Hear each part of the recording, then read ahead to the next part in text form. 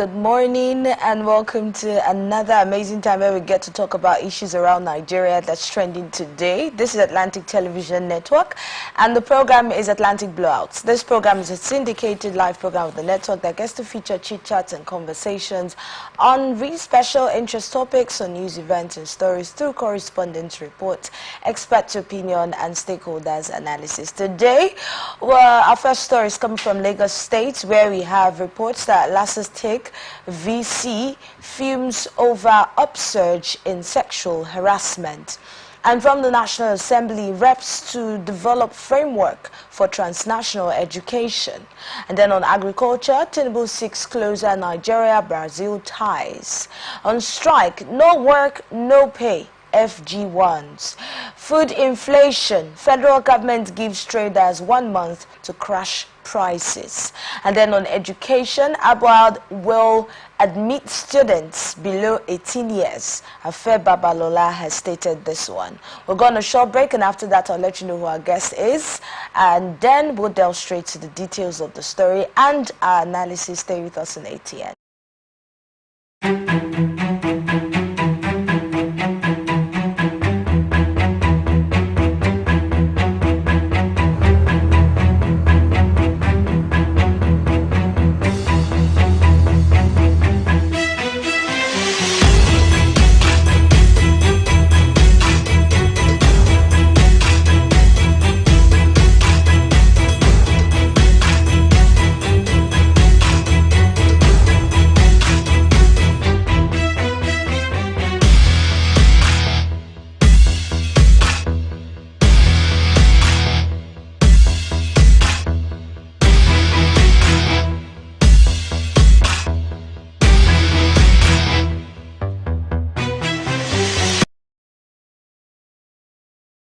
From the line across the ocean to the land beyond the mountains, through the Sahara, we bring on-the-spot news, live analysis, expert discussions on trending stories in politics, business, socio-economy, sports, and documentaries. So catch all the updates on the happenings around the globe. Stay focused on the fact today. Only on ATN.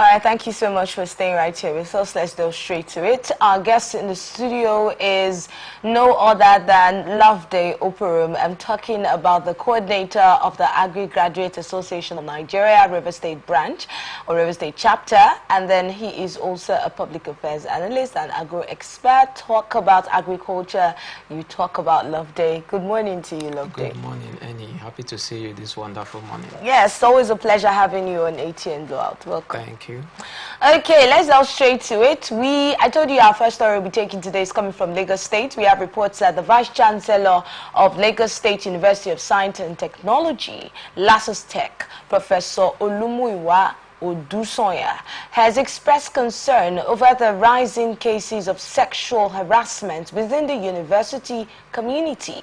Now, speaking at the monthly executive management meeting with the university's labor leaders at the council chamber Ikorodu campus, Professor Odusonya said various studies in Nigeria show that almost half of university students have experienced sexual violence. Sexual harassment is a scourge that must be eradicated from our campus. LASUS Tech has zero tolerance for sexual harassment in any form. Professor Odusonya cited the Lagos State Criminal Law of 2021, Section 264, which addresses unwelcome situations that affect academic and employment performance. He noted that sexual harassment includes physical, verbal, non-verbal conduct, stalking, and rape. According to him, the common forms of sexual harassment include, please listen carefully, insensitive sexual jokes, bruising of body parts in an unwelcome manner, and persistent demands for sex by lecturers or students. These, according to him, should be discouraged. When we talk about persistent demand for sex, people would always look at it that, oh, lecturers usually demand for sex, but sure, we usually do not remember sometimes that students could also sexually harass a lecturer. But talking about the rates, according to studies in Nigeria, that is quite alarming. What do you think? Yeah, it's a terrible situation indeed. Hearing that close to half of students in Nigerian universities have experienced sexual harassment is something that calls for serious concern. And then the university environment should do something about it. We don't expect issues like this to escalate. Rather, we want to be hearing that it's reducing.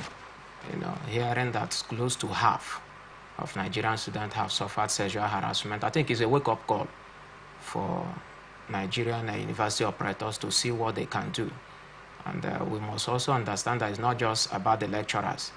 You know, even the students are also involved in this particular act. I want to also believe that that's one of the reasons for the heightened, for the increase in that particular misbehavior. That means you agree it's actually increasing. Yeah. So what could have caused the increase in this season? Is there something that you think we could point at? Yes. You see, from what we see so far, from what we've been seeing, you discover that the voracious appetite for wealth, you know, is on the increase as well. Okay. And then people can do everything humanly possible. So the harassment is not just about urge. From my own perception, is about other things involved, like mystical things, rituals, and all of that. You know, the issue of people trying to do all manner of things to get money, rituals, and all of that. You know, and grades is no longer is not a news. It's not something new in Nigeria. So that could be one of the reasons for the increase in sexual harassment. So could we also have it not properly being managed all the while, and that's probably why we're having an increase? As if perpetrators are duly punished and, you know, it is publicized, don't you think you would have taken a downward turn? Sure, definitely. I think that's one of the major tools to handling this particular issue. You talked about publicizing it, very critical in this sense. Oftentimes we hear something like that happens and you will not know how it ended, how it was handled. So the issue of publicizing it, anyone that is involved, make it public. publicize it to the highest level, I think that will tame others. Those that have similar urge or similar appetite will now know that once I do something like this, if I'm a student, it will not only cost me, you know, my reputation on campus, it can as well affect me even outside campus, and it will result to me being rusticated from the institution. So there should be serious punishment attached to such act, and it shouldn't be done at the departmental level, yes, or at the faculty level, or at the senate level. It should go beyond that. It should go to the outside university environment, so that those also come in. Believe me, there are some person that feels once I gain admission, I am now a free person. I can do anything I want to do. And some of them, once they get to that environment, they feel they're on their own. Nobody talks to them. Nobody has any kind of authority over them. So you see them misbehaving on campus. So in order to tame people like that have not also gained admission, once perpetrators are being caught, the university environment should do something to also pass the message to intending students. That's for students now. Sure, then on the side of the lecturers now. You know, that has been very common. Prior to this time, that's what we normally hear, lecturers harassing students, lecturers harassing students. On that area, the university needs to brace up. The university needs to come up, and then it should cost the lecturers their job. You're being mandated to help develop a talent, to help develop a skill, to help pattern someone's destiny. And at the end of the day, you're the one crashing that destiny, just like a security personnel that is being employed to secure a particular environment and, of course, property. And the same security agent is the one, you know, tampering that particular thing. You know, it's a very terrible situation. So the lecturers should understand that the students are under their care for them to, you know, tutor them, guide them, pattern their lives, and not to help destroy their future. What do we even need to do to make them understand this? Because you said the lecturers need to understand this, right? And it's important that they do. Sure. But sometimes when we see these scenarios, the confidence that some of these lecturers have, especially those of them that are in probably a very high hierarchy in the school system, they feel like nobody can do anything to them. Do you understand? Sure. And I'm not even joking. So much confidence, like there's nobody you can meet, because anybody who you want to meet could be the one you're supposed to be reporting to. Exactly. So who do you want to report me to and things like that? And we have seen scenario like that. And I'm actually talking because I'm making reference to a particular scenario that someone shared with me recently. Okay. So how do we even help them really understand this, especially those ones that probably, you know, for them to have such confidence, it shows that they've been doing it for a long time. Exactly. And nothing has happened. Is not like a way of life within that particular setting. Yeah, a norm. You know, the student has to make them understand. The student has the major role to play here, aside what government can do as well. For instance, if I'm a student, and of course when we talk about harassment, it's a dual stuff. It's not only the ladies that are being harassed. Yes. Even the guys are harassed. Even though we talk about it less. Yes, the guys too can be harassed. Now, if I'm a student and my lecturer happens to harass me, and I'm well informed, I think I shouldn't keep quiet. I should educate that lecturer if I am not also in that shoe.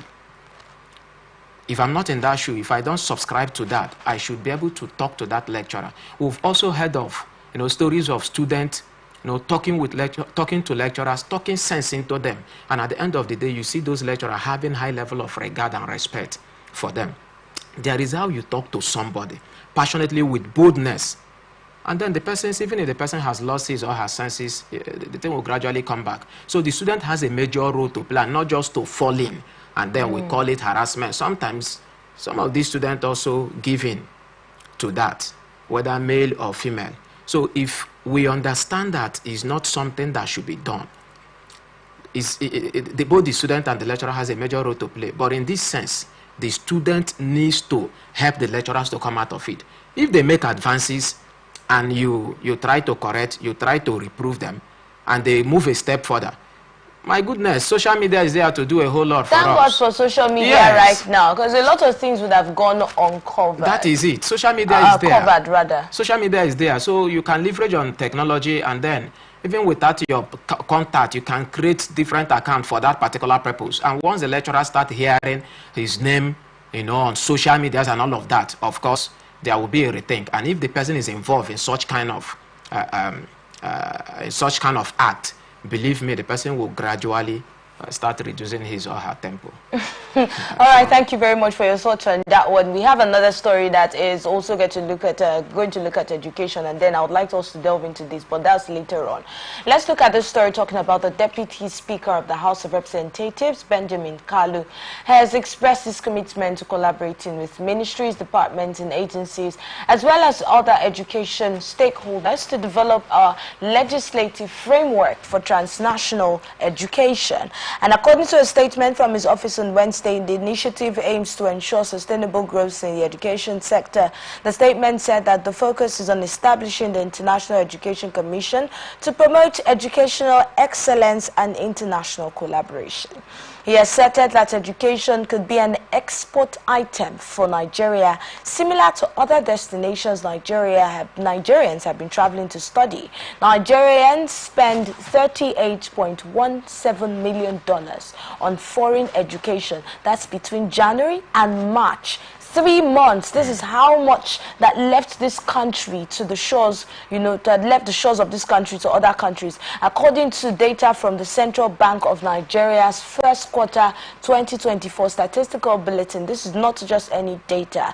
Now, even though it crashed, imagine, by 83% from 218. So the previous amounts that I mentioned was actually a crash from this amount as at last year. That's $218.87 million that was recorded in the same period of last year.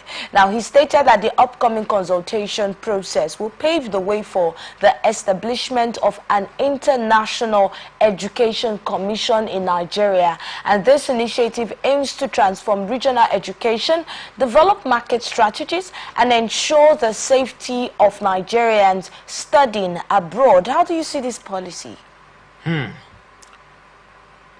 It's a good one, but I also have my reservations. When I saw that story, what came to my mind was the marketing aspect of it. Let it not be a policy that will end up increasing the burden of Nigerians that are already studying abroad. Now, if the policy will be followed and framed the way it has, the proposal is sounding, then it will be a good one. The major item or phrase I saw that caught my interest was export item. Now, of course, Nigerians' education can be, seen or used as an export item. That's if our government will be ready to manage it very well. Otherwise, I see it causing another problem, a situation whereby the amount that is being mentioned here will be like ×2.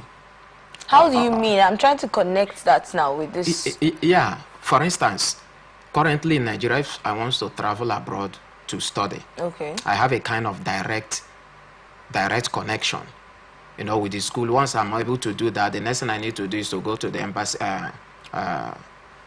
go to the, of course, the embassy, and then do the necessary documentation there, and I'm good to go.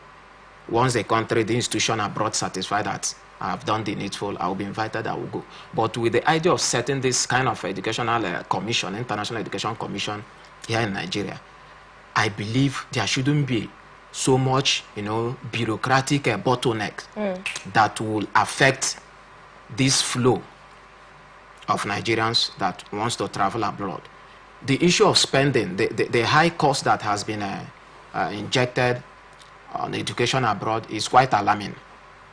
That's quite alarming, and the reason we all know. We wouldn't start blaming those of us that are traveling abroad. Even the politicians, virtually all their children, schools abroad. So if you critically examine the percentage of that particular fund that is coming from the political class, you discover that it should be like 70 to 80%, of course.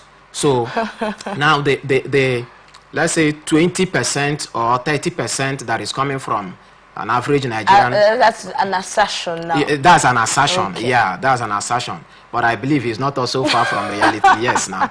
You know, based on our experience and what we have gathered in time past and what happens within our locality. So, let it not be that the little percentage that is helping the poor masses, those that have advantage, you know, or desire to school abroad, let it not be that at the end of this day, this policy will now increase their burden to studying abroad. That's the only issue I have. That's that it might increase the amounts that they get to pay? Definitely, because once a commission is set here in Nigeria to oversee that, from my understanding, it simply implies that before I move, before I travel, I will do a whole lot of things within the commission, and there will be some level of negotiation.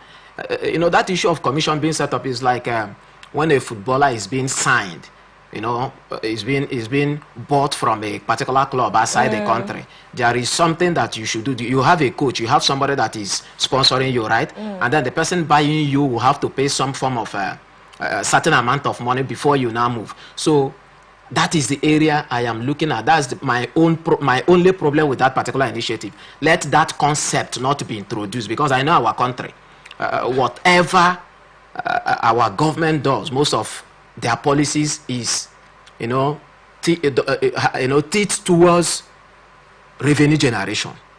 How to increase. You know, they actually said it's to curb the Japa syndrome. So do you actually, I think you just sat down now, you just explained how exactly it's going to curb the Japa syndrome. Well, I have explained to an extent, but I don't want to really be moved by what is being documented now. I am seeing beyond the letters based on our experience here in the country. Well, for now, I want to let me rest my case, and then let's watch out and see how it plays out. What do you think would be the benefits of this policy? The benefit of this policy is that if properly handled, it's going to improve our economy, especially our educational sector here. Imagine that amount of money being injected, or even half of it being injected into our educational system here in Nigeria. It will improve the educational system. You know, it will improve. But they did they say that people will not be able to travel out again? No. And the money will be imputed in our educational system? No, they didn't say that. So, but my understanding of the export item, that's business. Once it comes to export item. So who is the export item? You know, we the have individuals who want to study out? Yes, both those that want to study and those that are going for lecturing.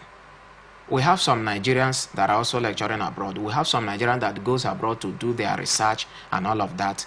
You understand? So that's the area I am looking at, that the policy or the initiative shouldn't now begin to introduce some form of bottleneck that will affect the I'm trying to see how this will benefit our educational system, like you stated earlier. For me, it's just the aspect of the monetary aspect.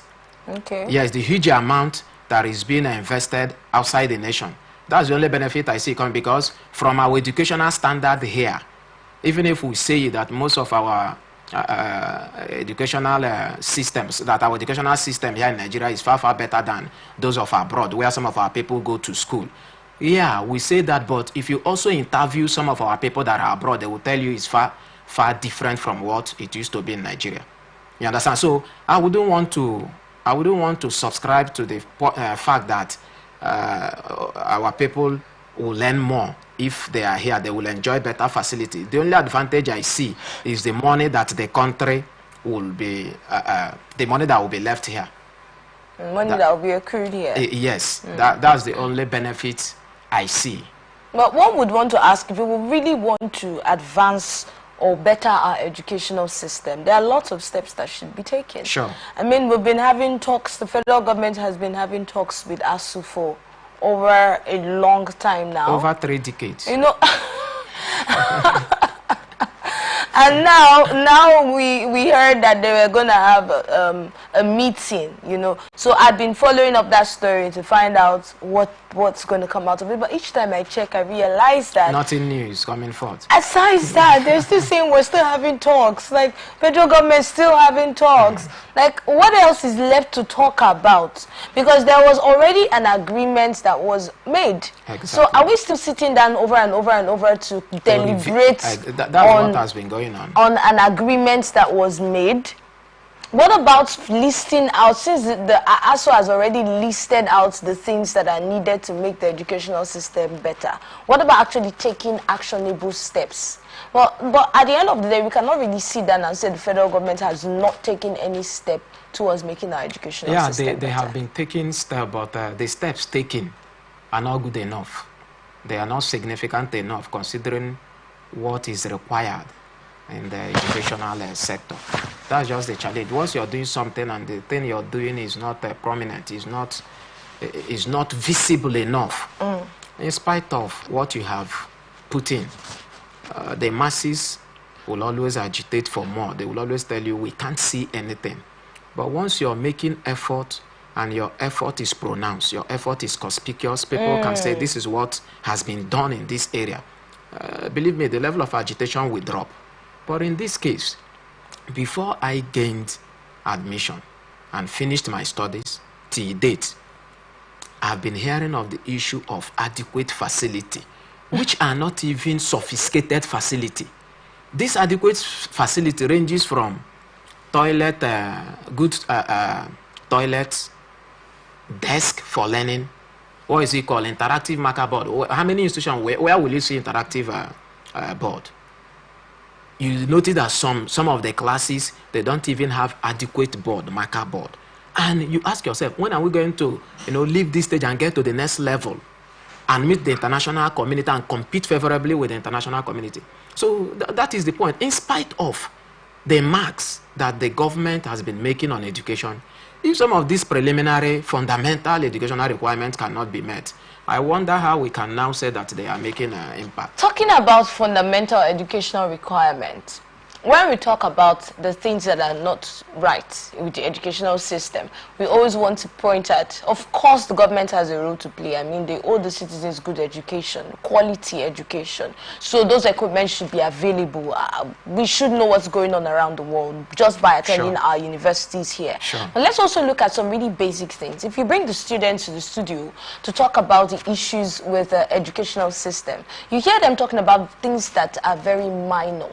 What I mean is the lecturers also have their role to play. You be in school and you have to pray, like you have to fast and pray before your result is out, that you will not have a missing script. Like, it's a prayer point. You have to fast and pray. I'm telling you, that was my experience. Like, I had to be fasting and praying before my result would come out, so I don't have a missing script. This is not even you saying so you don't fail. Do you understand? So there are very little things that should be handled. And when cases like having a missing script happens, what happens? Do the students even know what to do? That's another And point. when they do something, when they probably write, because I remember then I really had little or no knowledge about what to do. But then I was told to write and all of that, and I did. And the lecturer took it, like he took it upon himself to fight a student. Wow. So these little things that happen in our universities, even though the federal government of course has a role to play, what about the lecturers? Why do we talk less about what the lecturers should actually do? I think that boils down to what I'm about to also review here. You see, the student has a role to play in order to prompt the lecturers to doing what is required of them. Because the students are the direct beneficiary, right?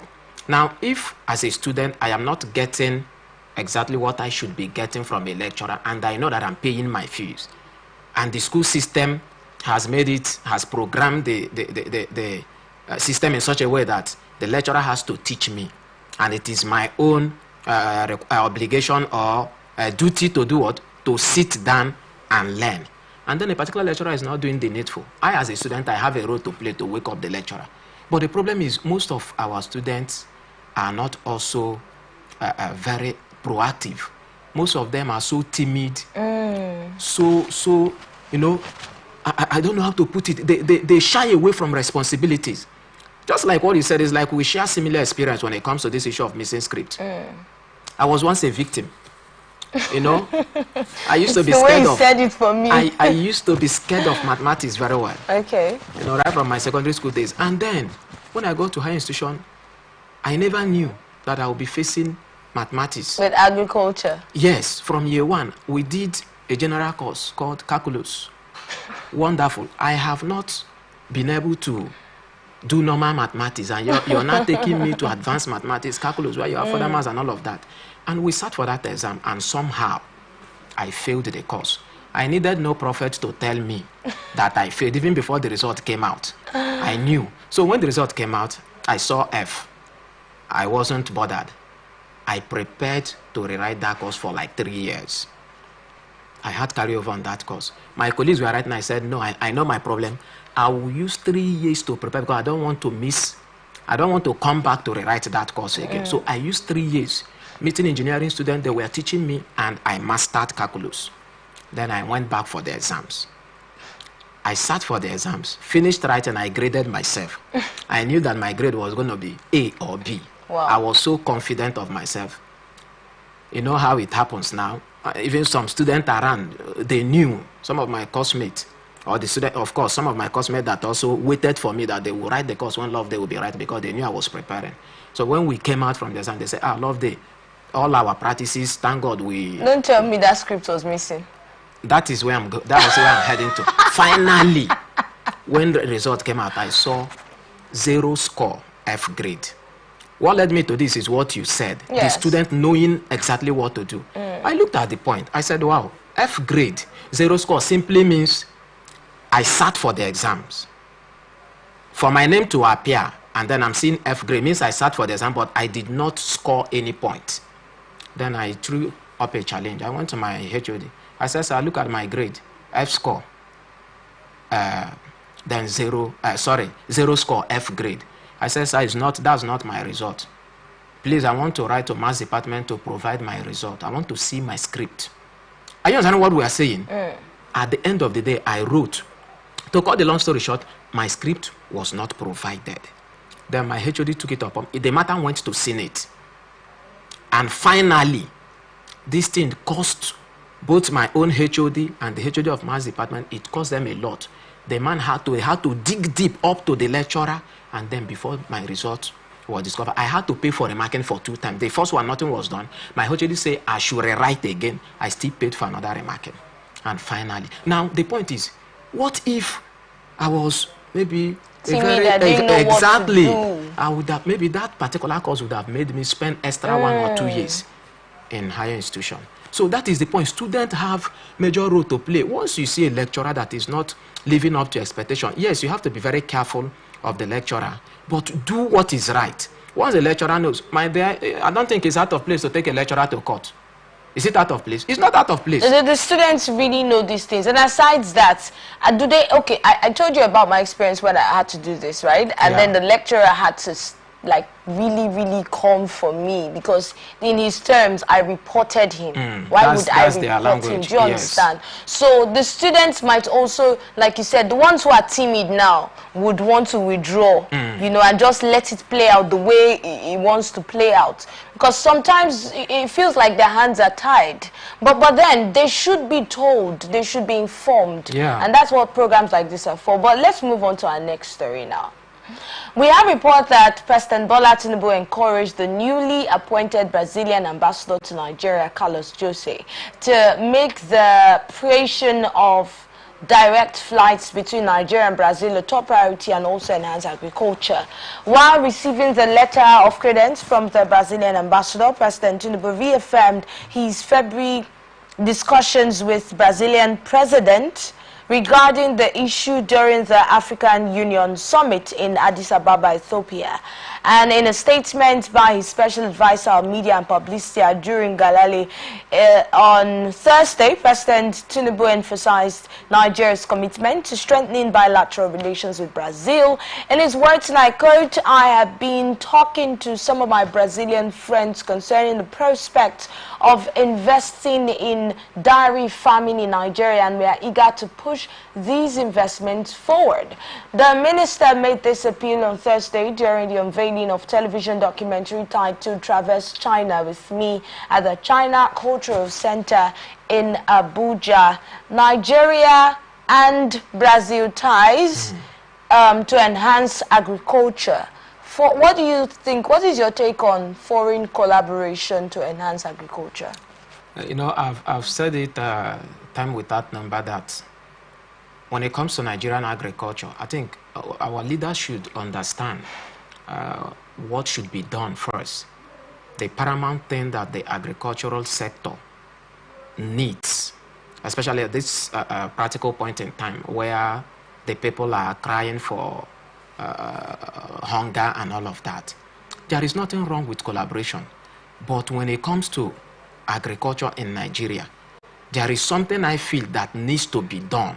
And believe me, if that area is not properly handled or considered, Nigeria might be making the same mistake. We might be revolving, rigmaroling within, you know, an ambit of obscurity without achieving what we desire or what we were supposed to achieve.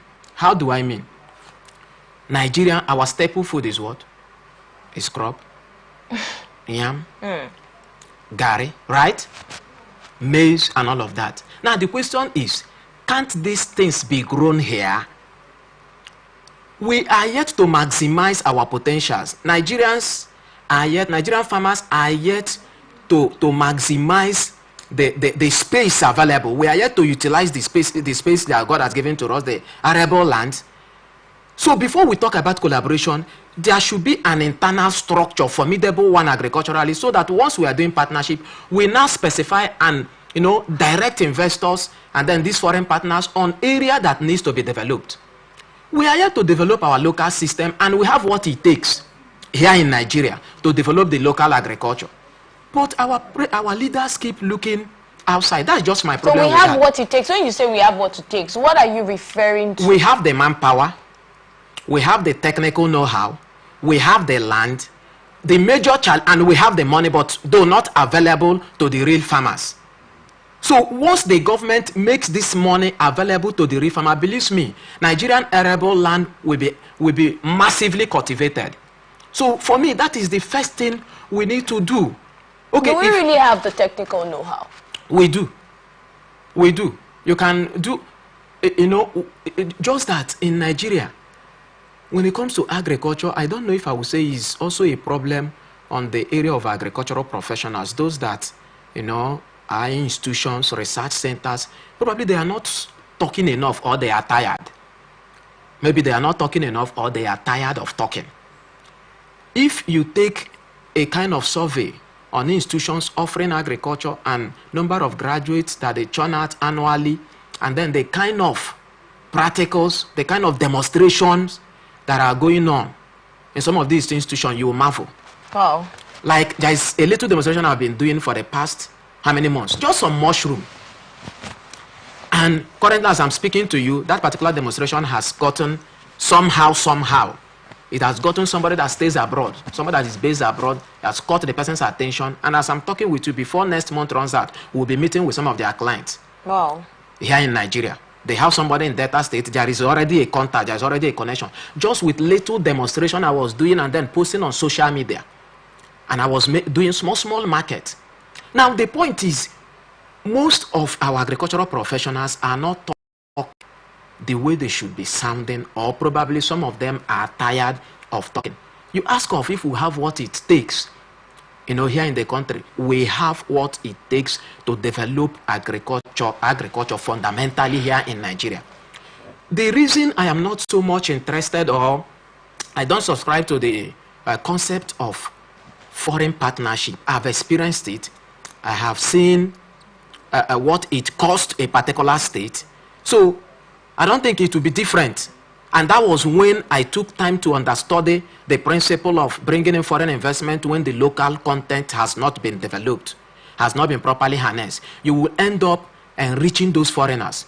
Unknowing to you, you will indirectly be growing their economy. Because some of the things you need to do, you haven't done them. So they will take advantage of you, and then indirectly you'll be developing the economy. So what I think our government should be doing at this particular point in time is to ensure that agriculture at the local level, at the grassroots, is harnessed and greatly increased. Let's also increase production. Let's enhance production and productivity in Nigeria. Once that is done, we can now begin to talk about technologies. Of course, if you're bringing in foreigners and foreign investors, it is advanced technology where we should be talking about at that level. We shouldn't be talking on how to grow cassava. We already have the technology. Yes, I was going to ask you, how advanced is agriculture in Nigeria? Because since you're talking, it seemed like at first, but you just corrected, you just brought that understanding now. But at first it seemed like you were totally against that international partnership. No, not at all. Not at all. But there is something that needed to be done, and that is developing the local agriculture. I cited a particular example in course of my analysis. I said we have lands in Nigeria, arable land, massive lands that are yet to be developed. And I also brought the issue of our staple food, which has to do with cassava, right? Yam, potato, all of that. These particular subsectors are yet to be developed. Majorly, there is no household in Nigeria that doesn't consume gari, yam, maize, potato. No household in Nigeria. Now, how developed have we been able to, work on this area? How have we developed these subsectors? So that is what our state government, federal government, local government should be targeting when it comes to agriculture. It's not all about investment, bringing in foreign. No, if we're bringing in foreign, if we want to do foreign collaboration, that should be on an advanced basis. For instance, we have been able to make judicious use of our land. Then we are having issues of processing. We are having issues of storage. You know, the federal government talked about improving our dairy subsector. That's milk production, right? Cattle, that's livestock. How many are we producing? The farmers that are into that particular sector, have they maximized their potentials in that area? Have they been empowered enough that we now need, they have gotten to their saturation point and we need the external force to upgrade what they are doing? For instance, in my area, I have space to farm, but there is no capital to secure the place I have to farm. So if you're talking about partnership, that is not what an average Nigerian farmer is looking at. So let it not be that our government is only looking for a way to make a foreign name, and then locally the people are dying. But when we talk about agriculture, a lot of times when we hear that the government is sponsoring or partnering or doing anything as regards advancing agriculture, what we used to see is, or what we used to hear is, giving out farmlands or giving out loans for startups, giving out seedlings and all of those things. But how much attention are we paying to processing? Yeah, that's where advanced technology comes in, and that's the area we should be talking of partnership. Before advanced technology and partnership, right, with the technology that you have said that we have, and the knowledge, the manpower that we have on ground, have we really utilized that first off in advancing processing as regards agriculture in Nigeria? Yeah, to a larger extent. To a larger extent, once you dive into processing, it requires fund, it requires capital. I can still recall one fish farm that I once worked with. Locally, we fabricated fish dryer. Even if it has, some limitation, but we're able to curb that problem of the high level of perishability when it comes to fish. Fresh fish. Locally, we're able to handle that. So I must tell you that Nigerians, we have in the agricultural sector, we have the technology that is required. We have the skill that is required to process to a certain level. But it is not at this point that the local production, the first line of production has not been fully maximized. We should not be talking much on processing, because we are yet to even, for instance, if you go to where they sell catfish, you discover that the buyers, the demand for catfish is high. Yes. The demand for gari is high. The demand for potato is high. Only produce like tomatoes, onions, pepper, those ones that has high perishability, those are the ones that you can, maybe when you go to the market, you see, so many of them being spoiled and trashed. But when it comes to our staple food, the demands are high for those foods. So what are you processing when you have not even your primary production? You're yet to satisfy the consumers. So the issue of processing, is not really a major problem when it comes to our staple food. But when it comes to produce with high perishability, like I mentioned, the tomatoes, the onions, the pepper, cucumber, the issue of processing can begin to, one can begin to talk about that. But that is not Nigerians' problem as it stands now. Nigerian problem is hunger. And it is our staple food that has the capacity to address that issue of hunger. Well, how do we process something that has not fed the nation yet? Good. That means we can't even how do we even talk about export? That's the point. That's the point. You can't talk about export until you are at least to an extent satisfied with what you're doing. You can handle, even if not 100%, but 80 to 90% by my own assertion or perception now, of the needs of your immediate environment. Then you can begin to talk about export. But believe me, Nigerian for now, I don't see us having need of doing much on exportation when it comes to agricultural produce. If we must export, then it should be those perishable goods. But our staple food, we have not even produced enough. So let's look at what we expect now. Agri-Graduate Association Nigeria, you're their chairman. It means that you're very well inclined with what agriculture is all about and the present needs. So let's look at you have mentioned some of the challenges. Let's look at how the approach that agricultural experts expect from the government presently. Yes, our approach has not changed, or what we expect of the government. It has not changed, because what we have been clamoring for, agitating for, have not also been met. So what we expect is for the government to make judicious use of the resources she has. Let the government utilize the skill available here in the country. We have agriculture graduates, we have professionals in the agriculture sector that are doing more on self-help. They are more or less entrepreneurs working on their own. So the government should be able to harness what they are doing, upgrade what they are doing by partnering very closely with AGAN. AGAN is an organized system that has professionals. Inside AGAN, we have those that are not agriculture graduates. Does it house all the agricultural experts? Yes. When we talk about reaching out to the agricultural experts, sure, it houses all the agricultural experts in Nigeria. It goes across the different the 36 states of Nigeria. AGAN is well established, but because of the way we see agriculture in some part of the country, it appears as if it's not very much pronounced. They are not making much impact in some states of the federation.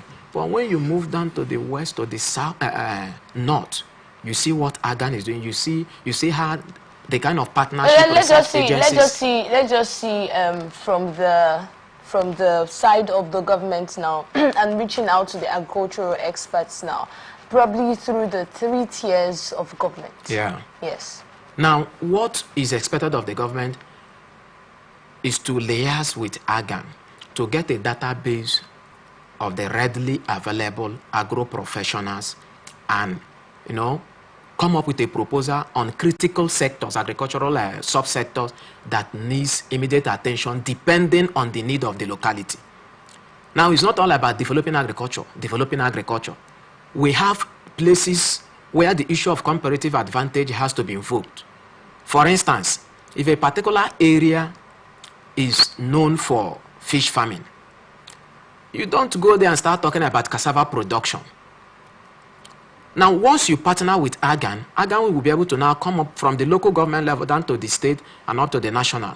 AGAN should be able to, at the local government level, should be able to come up with a template based on the need of that particular area. What should be done agriculturally, and then present it to the government. And then the government should empower them via the Ministry of Agriculture to now demonstrate and implement what they have stated in their proposal. Thank you so much, Loveday Operum. At this point, we'll take a short time out, and when we return, we'll talk about the other stories here. We still have education right in front of us. Please stay with us.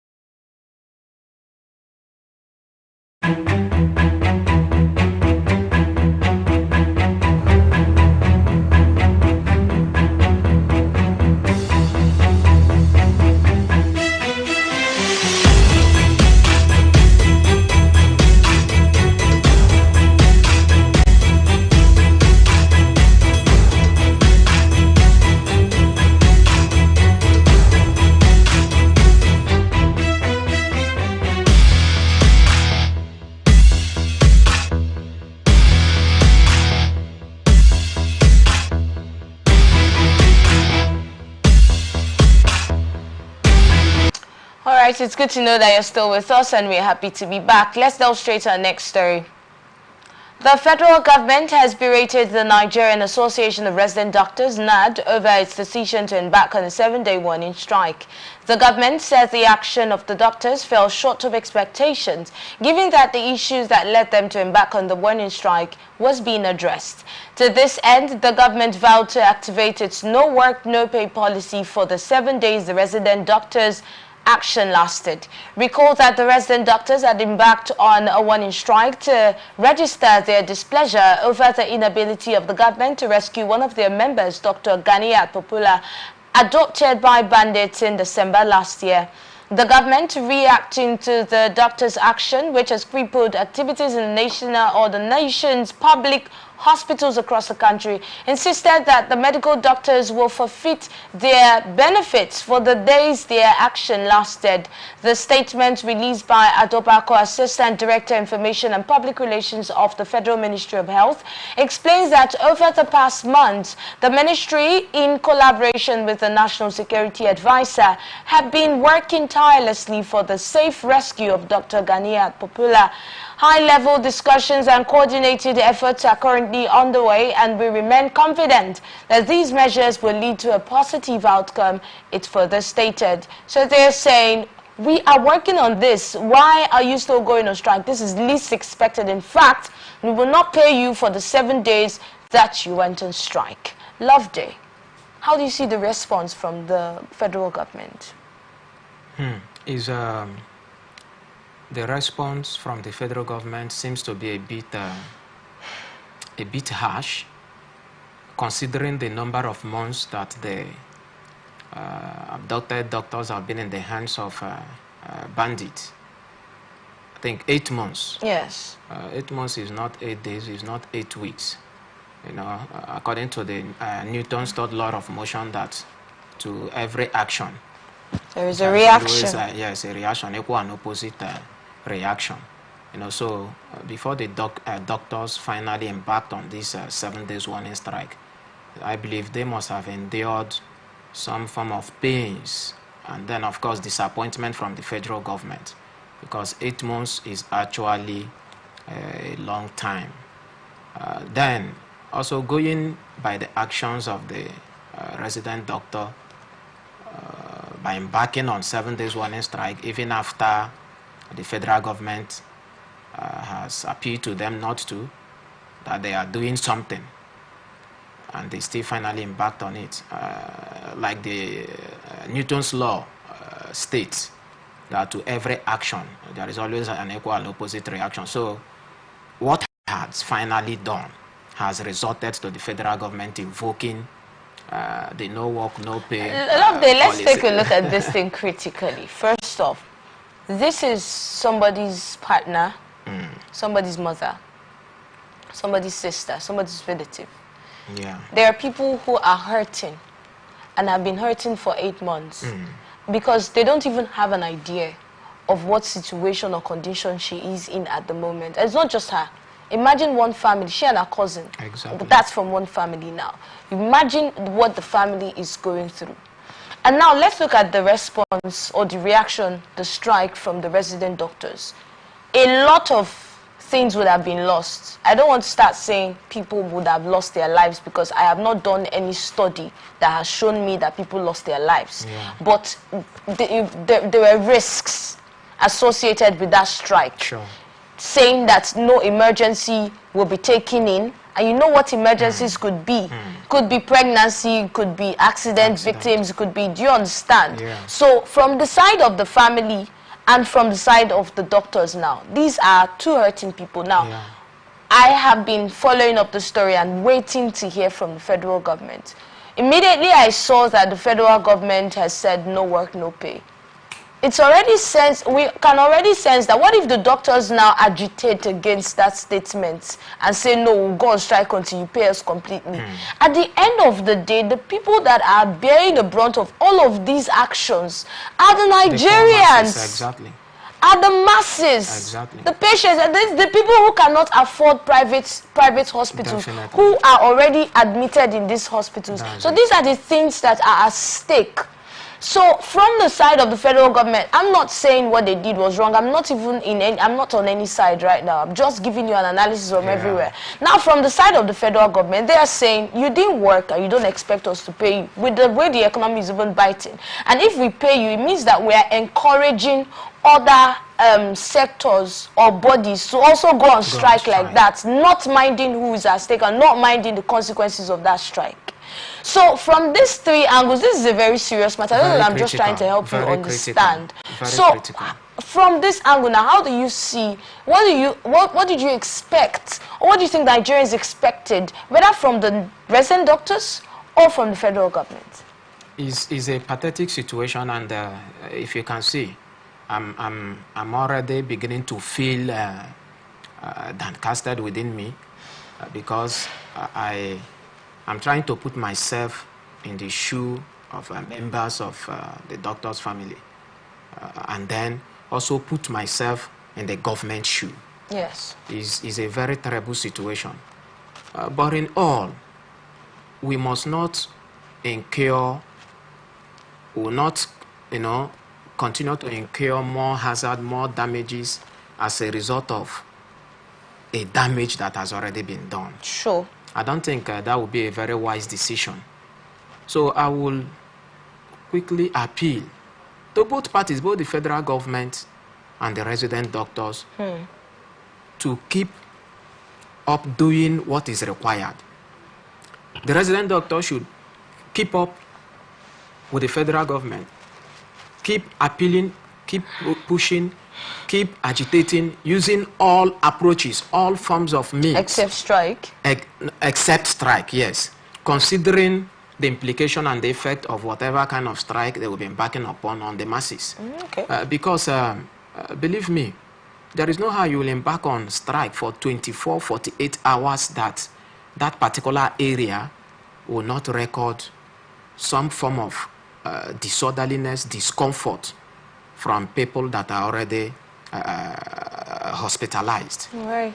So the federal government should try to understand the position of the resident doctor. For me, for goodness sake, 8 months is a long time. It is. I know the federal government may be having their own challenges, but we're not going to blame any other person. The duty of the government is to secure the people, is to secure the properties of the people and the life of the people. So it is not my responsibility, even if I have a role to play, to secure myself, but to secure employers, lives and property.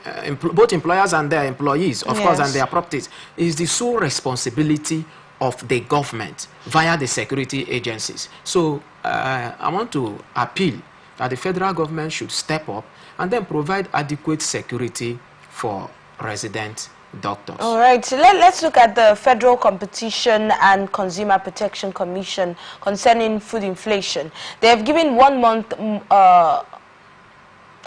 notice to traders and other market stakeholders involved in exploitative pricing to crush the prices of goods. The newly appointed Executive Vice Chairman of the FCCPC, Mr. Tunji Bello, said this at a one-day stakeholders engagement on exploitative pricing on Thursday in Abuja. Bello gave a description of the Commission's finding that a fruit blender that was sold at a popular supermarket in Texas for $89, which is 140,000 naira, is displayed for 944,999 naira in a supermarket in Victoria Island, Lagos. Now, he said under Section 155, violators, whether individuals or corporate entities, face severe penalties, including substantial fines and imprisonment if they are found guilty by the court. At first, when I saw that amount of that blender in Texas and then the blender in Nigeria, Victoria Island, I was going to give excuses that after all, they have to import it, they have to pay for this, they have to pay for that. But then I sat down and I checked the difference. Come on. That is, let's say, approximately 150,000 naira. And 1 million naira. Come on. There is no explanation. That is pure exploitation, if you would ask any Nigerian, like he has stated. Yeah. But then, in this same meeting, we had stakeholders, we had associations of the marketers saying that they listed some of the issues that are on ground, like increase in price of fuel, increase in this and that, double taxation are some of the reasons that prices of goods and services are high. But come on, how do you talk about 150,000 and 1 million naira? Well, Annie, you want me to dive into that? I want to begin from the resultant effect. What prompted that particular hike in price? You know, that story is like taking us back to the issue of subsidy removal, right? Now, when subsidy was actually removed, the current price of fuel wasn't the same or isn't the same. Then fuel was, you can get fuel for 3 something, right? 370, 400 and something naira. But currently, the price of fuel goes for 800 and something naira, and some places 900 and something naira currently. And believe me, some persons are even, of course, I overheard some keke drivers said that they bought fuel for 1,000 naira. And you can't argue with them. Now, the point is, what has happened to that particular sector, the petroleum sector? What resulted to that sporadic or skyrocketing, consistent skyrocketing increase in price of petroleum? That has a major role to play on every other areas of business activity operation in Nigeria. Of course, the margin is nothing to write home about, 100 and something thousand and then 900 and something thousand. But I shouldn't be moved by that. I shouldn't be moved by that. If you critically look, do a kind of thorough analysis on how the sellers came up or the supermarkets came up with that particular price, you discover that the cost of transportation was added, tariff for electricity was included, and then rent. Well, so by the time you run this analysis, you discover that, of course, import duties and charges and all of that. By the time you add all of this, you discover that that same thing that was sold for, or that is selling for 100 and something thousand abroad, by the time you get it into Nigeria and then move it into your shops and your shop and all of that, it will be running to maybe nothing less than 400 to 500,000. The people will make profit. They will also add their profit. So, in as much as I agree that the margin is so much, but there is something that should be looked into. So the 1 month moratorium period for traders to crash the price of their goods and services is like someone trying to, you already have a spot or dirt on your eyes and you're trying to remove that in another person's eyes. You cannot have something, a stain on your body, and you want to pick out a stain from other person. You think that's the scenario here? Yes, the federal government has a route. Like I cited an example. The issue of petrol, when subsidy was removed, the current price from when subsidy was removed, from petrol, and now, check the variation, 300 and something naira and 900 and something naira. Is it the same? So what has happened? Is it not the same Nigeria? Is it not the same statement that we have removed subsidy? So what has actually changed? And that is the responsibility of the federal government to address that particular subsector. You understand the point? So there is no how issue of price can, spontaneously be crashed without something being done on the petroleum subsector. That's my take. But he's saying that the culprits will be arrested or asked to pay fine.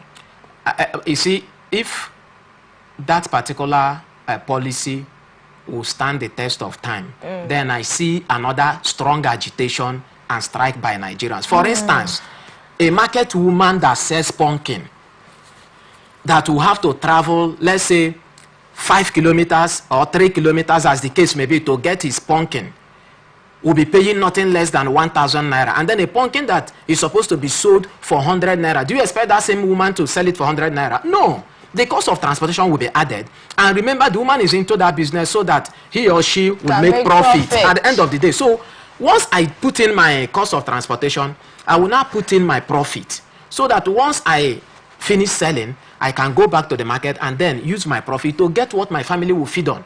So that is the point. What will you, is there anything in this country that does not revolve within the ambit of petroleum price and all of that? So if this policy will be pushed up to the point that victim, of course, how will it be checkmated? How will the government checkmate this? It can only happen maybe in Abuja or in some cities, yes. It will shock you. Eh? It will shock you. Let's look about if it happens. Because this, if victims, if the corporates are caught, right, or apprehended, at the end of the day, if they are not arrested, they'll pay a fine, right? That's revenue generation. That is it, but... So don't joke with revenue generation. If you think it will happen only in Abuja, it will shock you. You hear it's happening in places you never saw. Well, it's not, it's a very sensitive matter. Yes. And the issue of increase in price, hike in price of foodstuff is quite alarming. It's not something any person should be happy about, but let the federal government look at the primary source. That's my own problem. I don't have issue with that. For instance, I am a farmer, and then I do a kg of my mushroom for 3,000 naira. Currently, because of the cost of transportation, before I go to my farm, if I happen to use a public transport, prior to this time, is usually 100 naira, you know, and then I will run like, okay, I will take two set of taxi. First 100, second 100. That's going and coming is 400 before I will get back to my office, right? But currently, the first point, I pay 150. Then the second point, I pay 250. So should I still be selling my mushroom 1 kg for 3,000 naira? And then the raw material I used to sell my produce my mushroom is not also the same. The price has also changed. So you see how these things work. And somebody will ask me, Lovely, are you not the one producing this mushroom? I'm the one producing, but am I the one producing the raw material? Am I the one producing transportation? So that is the point. All right, I think you're speaking, but then are you saying that the traders do not have any role to play in this? No. Are you saying that we do not have people who just, you know, inflate prices overly? We do, and that should seriously be condemned. So how do we check that now? How to check it? Like I said, if the government can lead by example. Okay, we have discovered. For goodness sake, how many filling stations has been sealed? What is the actual price of petroleum in Nigeria? Can the government come and boldly, you know, and announce to Nigerians that this is the price of petrol, and then mandate the masses? If you see any filling station from community leadership that is not selling at that government approved price, from community leadership, see the filling station and then get the security agency and the relevant agent on the know. Get them notified to come and do the needful. Can we have the government do that? I'm a Nigerian, but I don't know the approved price of petroleum, of petrol in Nigeria. All right, let's look at the next story now. That's really sad. But we have reports that the founder of Afe Babalola University of Ado-Ekiti, Abuad, Are Afe Babalola, has said the university will continue to admit students below the age of 18. The elder statesman stated this on Thursday while speaking with journalists in Ado-Ekiti, Ekiti State Capital. Babalola, who faulted the decision of the federal government to bar students not up to 18 from gaining admission and having access to university education in the country, said the new policy is unacceptable and retrogressive. He explains that universities enjoy autonomy and that they should be allowed to use their discretion in admitting students from different programs that are obtainable in Western countries, rather than government issuing directives in this regard. Afe Babalola stressed that age has nothing to do with the nation's growth and development, warning the government not to use these policies to retard growth and pursuit of young citizens who will provide solution to the myriad of challenges confronting the nation. He lamented that the country is missing from a list of countries that have produced young achievers in their pursuit, a development he attributed to the inconsistency and retrogressive policies. You heard about this particular policy and announcement by the Minister of Education, and a lot of Nigerians have been reacting to this. I'd like to get your reaction to this. Afe Babalola said, as for my university, I was going to keep taking students, and that's really against what the Minister of Education has said. Yes, you see, in a working system or society, yes, the government also listens to the people. Nobody is above a mistake or proposing a policy that is anti-democracy or anti the people. Let me use that word. It can happen. But if it is if it's in a situation or in a society where you have a listening government, once that is done, the government should be able to retrace her step back and then do the needful. What do you expect me to say? That in this particular point in time where technology is ruling the world, knowledge is increasing, and then Nigeria wants to come up with a policy that is retrogressive, just like the Baba said, not just retrogressive, a policy that is degrading, I shouldn't subscribe to that. So you think the policy is actually degrading and retrogressive? Sure, it is. In what way? By putting a ban, you know, only students from 18 years and above will be qualified or are qualified to gain admission into Nigerian higher institution. For me, that's age is something that shouldn't come into place here. What the Ministry of Education should be looking at for is, how did these students emerge? How did they pass their course? Those who have heard of children of, or a student of 14 years, 15 years, 16 years, writing WAEC and all of that. Just go back and check. There should be our system, our educational system should be working. Ask yourself, did this child actually sit for WAEC or NECO? At what age? Was the child in SS1 or SS2 before he or she sat for the exam? And if the child actually sat for the exam and passed, the next thing I expect the educational sector, the practitioners there should do, is to now set for those underage. Let it not be that somebody wrote this exam for them. And if actually somebody wrote the exam for them, don't we have supervisors? Where were the invigilators during the exams? That somebody will now have to write for a student below the age of maybe... Our kids are very smart now. That is the point I'm trying to make. Smart. I run a program. I have an ICT unit. And believe me, I prefer teaching children from 9 years to 18 or 20 years. I'm telling you, I prefer teaching them, exposing them to ICT. Once you see people of 20-something, they are already encumbered, they are already engrossed with so much activities. Then you talk about those 30-something, my goodness, you will regret why you even admitted them for training. Because of what? Because of distraction. Distraction. Okay. You keep repeating a particular thing. They expect you to hold their hand, control the mouse with their hand, but a child, you just explain how to handle the mouse, and the child holds the mouse and start operating. If I'm teaching children, I can sit on my table and I'm explaining to them, they will be. As you're talking, they are demonstrating. So that is the point. These are children, some of them in primary school, some of them in junior classes and all of that. All right. So this particular policy is not something that Nigerians should endorse at all. Okay. I don't subscribe to it. I love that. We appreciate your time on the show today. Thank you so much for coming. Thank you very much. I appreciate it. All right. Big thanks to you for being a part of the conversation. We'll do this again on Monday next week. All right. This is where we get to wrap it up on this episode of Blowout. Thank you for being a part of it once again. Remember that you can stay connected with us as we are open for partnership and sponsorships on Facebook and YouTube at Atlantic Television Network, on Instagram and TikTok at Atlantic TV Network, and on X at Atlantic TV Net. Watch us live on our website at www.atlanticnetwork.tv. Remember that peace and unity are the pathways to progress. I am Enidoye Jackson, and coming up next is Open Conversation. Please stay with us.